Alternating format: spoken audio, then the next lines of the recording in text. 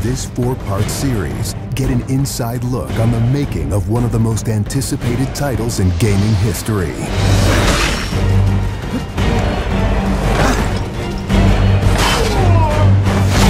Inside Assassin's Creed 3.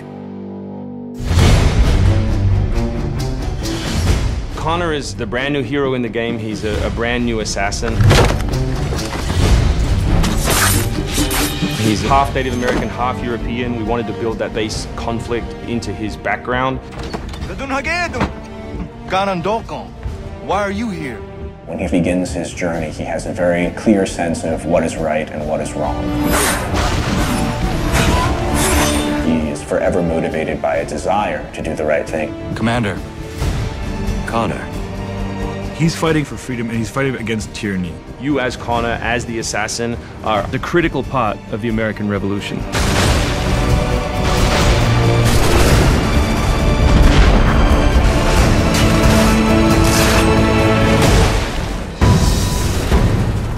The way that we wanted to deal with the historical figures was for you to meet them sort of over the course of your journey in a way in which the history books wouldn't normally portray them.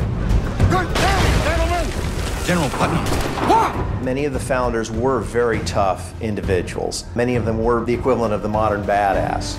Our founding fathers were very hard, disciplined, dedicated individuals who wanted freedom, who wanted liberty, who wanted to express themselves their own way and not be controlled. These founding fathers were comfortable with war and they were warriors.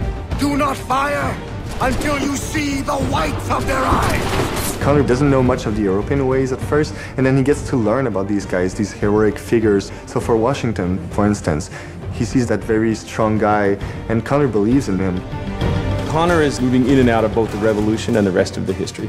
Whenever he sees conflict between two groups, he takes the side of the greater good.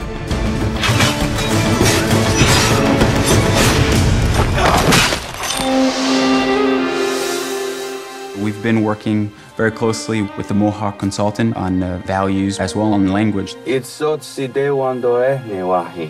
are Gunyet Gahaga. Gunyet Gahaga means the people of the Flint. You're doing great. And our language is called Gunyet Geha. Every time that he's with his people or in his village, they speak the language, which I think is really cool.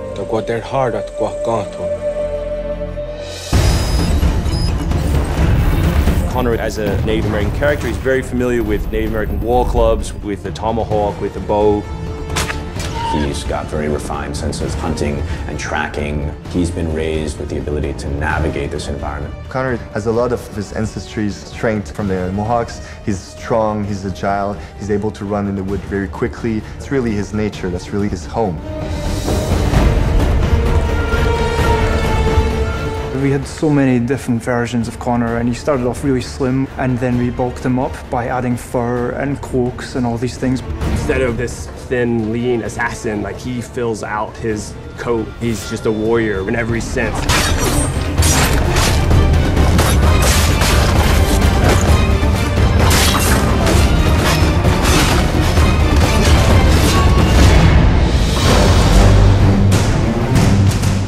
The animation team has built over an hour of new animations just for Connor alone.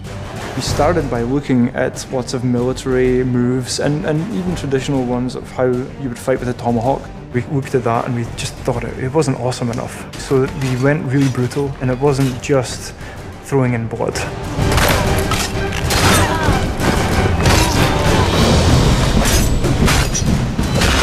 We put a lot of time into the navigation elements, and we've completely redone our climb system. We really wanted it to be much more organic. There's so much variety in what he can climb and how he can do it. Connor moves are directly inspired by parkour. Parkour is basically all about efficiency of movement, the quickest manner from point A to point B. When you see specific parkour movements, Connor doing a lazy vault or a dive roll, now, the movements themselves are very accurate. Connor moves in the game like I want to move in real life.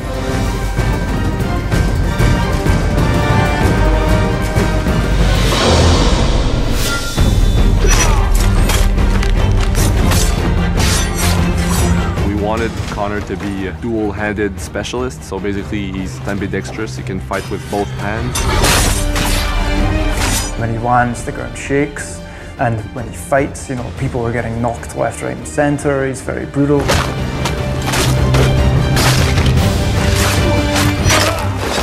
He is battle-driven. He's brutality, and he's the type of assassin who comes up and kills without question or hesitation.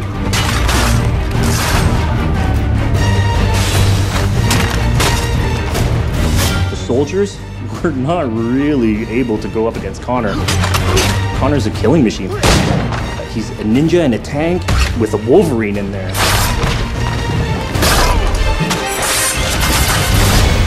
Next time on Inside Assassin's Creed 3, America by Land and Sea. You control the sea and you control the conflict. What's new about Assassin's Creed 3? Obviously new cities with New York and Boston. It was a gamble every year that you were out on the frontier, whether you're going to make it or not.